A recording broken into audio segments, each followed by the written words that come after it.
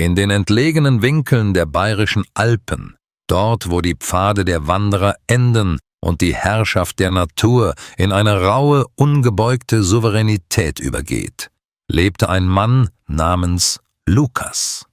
Lukas war kein Einsiedler aus Bitterkeit oder Menschenhass. In seinem früheren Leben war er Chirurg in einer lärmenden Großstadt gewesen, ein Mann, dessen Hände täglich über Leben und Tod entschieden. Doch der ständige Lärm, das künstliche Licht der Operationssäle und das unaufhörliche Leid hatten eine Leere in ihm hinterlassen, die kein Erfolg füllen konnte. Er suchte die Stille, nicht als Abwesenheit von Geräuschen, sondern als Anwesenheit von Wahrheit. Seine Hütte, ein wettergegerbtes Bauwerk aus altem Lärchenholz, schmiegte sich eng an die schroffen Felswände des Karwendelgebirges. Hier oben war das Leben reduziert auf das Wesentliche: Wasser aus der Quelle, Wärme vom Holzfeuer und Licht von der Sonne. Lukas hatte gelernt, die Sprache des Windes zu deuten und das herannahende Unwetter am fernen Grollen der Steine zu erkennen. Der Winter jenes Jahres war jedoch von einer Intensität, die selbst Lukas' jahrelange Erfahrung in den Schatten stellte. Es war ein Jahrhundertwinter, wie die alten Bauern im Tal später sagen würden. Die Wolken hingen so tief und schwer über den Gipfeln, als wollten sie die Welt unter sich zerquetschen. Wochenlang peitschten Schneestürme gegen Lukas' Fenster, und die Welt draußen verwandelte sich in ein amorphes Weiß, in dem oben und unten nicht mehr voneinander zu unterscheiden waren. Eines Abends, als Lukas am Kamin saß und das tanzende Feuer beobachtete, änderte sich die Atmosphäre. Das Heulen des Sturms draußen klang plötzlich anders. Es war ein Geräusch dazwischen, ein dumpfes, rhythmisches Scharren an der schweren Eichentür seiner Hütte. In dieser Höhe gab es keine Nachbarn, keine verirrten Wanderer, nur die Wildnis. Mit einer Mischung aus Neugier und Vorsicht griff Lukas nach seiner alten Petroleumlampe. Das Metall war eiskalt unter seinen Fingern. Er schob den schweren Eisenriegel zur Seite und sofort drückte eine Wand aus eisiger Luft in den Raum. Im fahlen, zitternden Lichtschein der Lampe sah er ihn. Einen Bären. Doch es war kein furchteinflößendes Monster. Es war ein junges Tier, ein Jährling, kaum größer als ein ausgewachsener Hund, aber mit der massiven Statur seiner Art.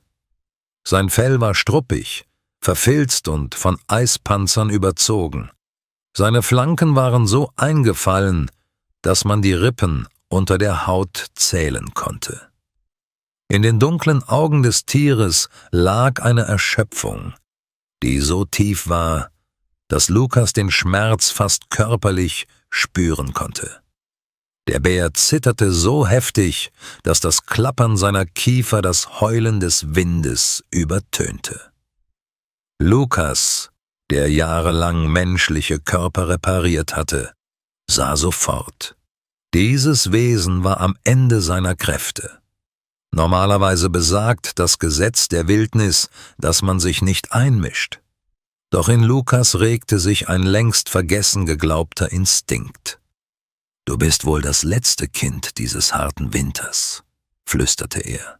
Seine Stimme klang fremd in der eigenen Hand, rau und brüchig. Er erinnerte sich an die 2 Ziegen in seinem kleinen Stallanbau, die ihm jeden Tag Milch schenkten. Mit einer schnellen Bewegung füllte er eine große Tonschale mit der noch warmen, gehaltvollen Flüssigkeit. Er trat auf die Schwelle, ignorierte den beißenden Frost und stellte die Schale vor die Pfoten des Tieres. Der Bär wich zuerst einen Schritt zurück, die Instinkte der Angst kämpften gegen die Gier des Hungers. Doch der Geruch der warmen Milch siegte. Mit einer Vorsicht, die fast menschlich wirkte, senkte das Tier den Kopf. Lukas blieb regungslos stehen.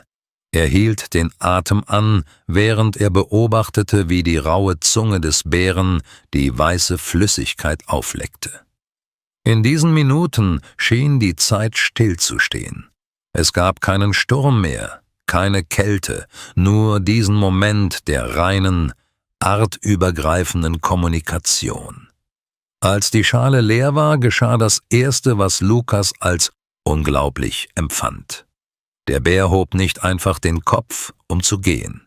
Er trat einen Schritt vor und stupste mit seiner feuchten Nase kurz gegen Lukas Handgelenk. Es war eine Berührung, so leicht wie ein Hauch, doch sie brannte wie Feuer auf Lukas Haut. Dann drehte sich das Tier um und verschwand im weißen Nichts. Lukas verriegelte die Tür, doch er konnte nicht schlafen. Die Berührung hatte etwas in ihm geweckt, eine Verbindung zur Welt, die er im Operationssaal längst verloren geglaubt hatte. Er ahnte nicht, dass dieser Akt der Freundlichkeit bald über sein eigenes Leben entscheiden würde. 3 Tage später riss der Himmel kurzzeitig auf. Ein strahlendes Blau wölbte sich über die verschneiten Gipfel, eine Schönheit, die tödlich sein konnte. Lukas wusste, dass er die Gelegenheit nutzen musste, um das Dach seines Vorratsschuppens von der massiven Schneelast zu befreien. Tonnen von gefrorenem Weiß drückten auf die alten Balken. Er stieg mit Schaufel und Sicherungsseil hinauf. Die Arbeit war hart. Sein Atem bildete dichte Wolken in der kristallklaren Luft. Doch das Eis unter dem Neuschnee war tückisch. Ein falscher Schritt, ein kurzer Moment der Unkonzentriertheit, und der Boden unter seinen Füßen gab nach. Lukas rutschte nicht einfach ab. Er stürzte in eine tiefe, vom Wind zugewehte Felsspalte direkt hinter dem Schuppen. Der Aufprall war dumpf und gnadenlos. Ein stechender Schmerz explodierte in seinem linken Bein, ein Geräusch wie das Brechen eines trockenen Astes hallte in seinem Kopf wider. Als er versuchte, sich zu bewegen, wurde die Welt schwarz vor seinen Augen. Als er das Bewusstsein wiedererlangte, lag er in einer Grube aus Eis und Stein. Sein Bein stand in einem unnatürlichen Winkel ab. Er wusste sofort, eine offene Fraktur des Femurs. Selbst für einen Chirurgen unter idealen Bedingungen eine Katastrophe. Hier oben, allein, war es ein Todesurteil. Stunden vergingen. Die Kälte begann, seinen Körper zu erobern. Lukas versuchte zu schreien, doch die Wände der Felsspalte schluckten seinen Ruf. Die Sonne wanderte unerbittlich weiter und warf lange bläuliche Schatten über die Schneefelder. Er wusste, was nun kommen würde. Die Hypothermie. Zuerst das Zittern, dann die Lethargie und schließlich die trügerische Wärme, die den Tod ankündigt.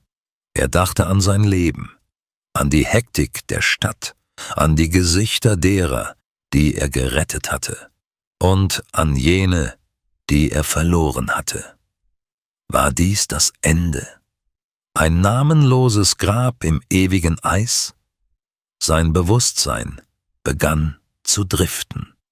Er sah Bilder aus seiner Kindheit, roch den Duft von frisch gebackenem Brot und hörte das Lachen seiner Mutter. Es war der Sirenengesang des Erfrierens, der ihn in den Schlaf wiegen wollte. Plötzlich spürte er eine Vibration im Boden.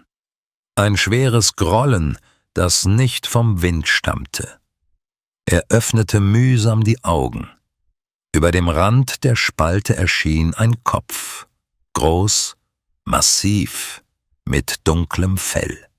Lukas glaubte zu halluzinieren. War es der junge Bär?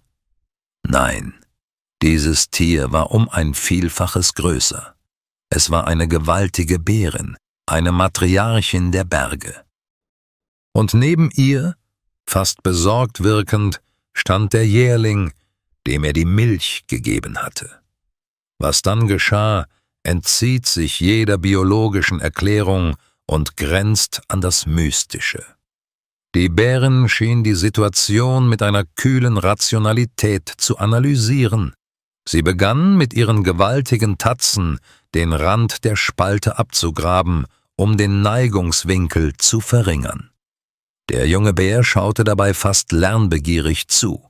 Lukas beobachtete durch einen Schleier aus Schmerz und Erschöpfung, wie sich das riesige Tier rückwärts in die Spalte gleiten ließ. Sie drehte ihm den Rücken zu und stieß ein kurzes, tiefes Grollen aus. In Lukas vernebeltem Geist formte sich ein Gedanke. Sie will, dass ich mich an ihr festhalte. Mit letzter Kraft, die nur aus dem nackten Überlebensinstinkt kommen konnte, krallte sich Lukas in das dichte, nach Wildnis und Freiheit riechende Fell der Bärin. Er schlang seine Arme um ihren massiven Nacken. Mit einer Kraftanstrengung, die die Gesetze der Schwerkraft zu verspotten schien, hob die Bärin Lukas aus der Tiefe. Jeder Ruck riss an seinem gebrochenen Bein, doch er biss sich auf die Lippen, bis Blut floss, um nicht das Bewusstsein zu verlieren. Oben angekommen, ließ sie ihn nicht einfach im Schnee liegen. Sie schob ihren Körper unter ihn, sodass er wie auf einem lebenden Schlitten lag. Langsam, Schritt für Schritt, schleppte sie ihn die 50 Meter bis zur Hüttentür. Der junge Bär lief voraus, als würde er den Weg erkunden. An der Schwelle angekommen, stieß der Jährling die bereits angelehnte Tür mit dem Kopf auf. Die Bärin ließ Lukas vorsichtig in den Vorraum gleiten. Lukas war am Ende seiner Kräfte, doch er sah noch, wie der junge Bär etwas in seinem Maul trug. Es war ein Bündel aus dunklen Wurzeln und Kräutern, die das Tier unter dem Schnee ausgegraben haben musste. Beinwell und Arnika, Pflanzen, die für ihre heilende Wirkung bei Knochenbrüchen bekannt sind. Der Bär legte die Kräuter direkt neben Lukas Hand ab. Dann geschah das Unglaublichste. Die Bären gingen nicht weg. Sie legten sich direkt vor die geöffnete Tür. Ihre massiven Körper blockierten den eisigen Wind und strahlten eine Wärme aus, die den kleinen Vorraum wie eine Heizung erwärmte. Lukas nutzte die wertvollen Minuten der Wärme. Er schiente sein Bein mit 2 Holzscheiten und seinen zerrissenen Kleidern. Er kaute auf den bitteren Wurzeln, die ihm der Bär gebracht hatte, und spürte, wie eine dumpfe Betäubung seinen Schmerz linderte. Er überlebte die Nacht nicht wegen seines medizinischen Wissens, sondern wegen der Körperwärme 2 Raubtiere, die beschlossen hatten, ein Leben zu schützen, das ihnen zuvor Schutz geboten hatte. 2 Tage später erreichten die Männer der Bergwacht die Hütte. Ein alter Freund von Lukas, Thomas, hatte sich Sorgen gemacht, weil der wöchentliche Funkspruch ausgeblieben war. Was sie vorwarnten, ließ sie an ihrem Verstand zweifeln. Rund um die Hütte war der Schnee flachgewalzt, als hätte eine Armee dort gelagert. Riesige Tatzenabdrücke bildeten einen perfekten Kreis um das Gebäude. Als sie Lukas auf seiner Pritsche fanden, blass, aber stabil, fragte Thomas: »Lukas, wie zum Teufel hast du das überlebt? Wer hat dir die Schiene angelegt? Und woher kommen diese Spuren?« Lukas sah aus dem Fenster. Am Waldrand, dort wo die tiefen Schatten der Tannen begannen, glaubte er ein paar dunkle Augen aufblitzen zu sehen. Ein kurzes, vertrautes Grollen hallte im Wind wider. Er lächelte schwach und sah seinen Freund an. »Es war der Winter, Thomas. Der Winter hat mir eine Lektion erteilt. Lukas kehrte nie wieder ganz in die Zivilisation zurück. Sein Bein heilte, auch wenn er fortan leicht hinkte, ein kleiner Preis für das Wunder, das er erlebt hatte. Die Geschichte verbreitete sich im Tal als Legende vom Bärenflüsterer, doch Lukas mied die Aufmerksamkeit. Jeden Abend, egal wie hart der Frost oder wie tief der Schnee ist, steht eine große Tonschale mit frischer Milch auf der Schwelle der Hütte. Manchmal ist sie am nächsten Morgen leer. Manchmal finden sich daneben ein paar Zweige mit Beeren oder ein seltener Stein aus dem Bachbett. Lukas hat verstanden, dass die Grenze zwischen Mensch und Natur nicht aus Zäunen und Mauern besteht, sondern aus einer unsichtbaren Brücke der Empathie. Er war in die Berge gekommen, um die Stille zu finden, und er fand eine Sprache, die keine Worte braucht. Wenn er heute am Feuer sitzt, weiß er, dass er nicht allein ist. Draußen in der Dunkelheit wachen die Geister der Berge über ihn, die Erben jener Schale Milch, die einst ein Leben rettete, das nicht sein eigenes war. Die Welt ist voller Wunder für jene, die bereit sind zu geben, ohne zu fragen und zuzuhören, wenn die Wildnis flüstert.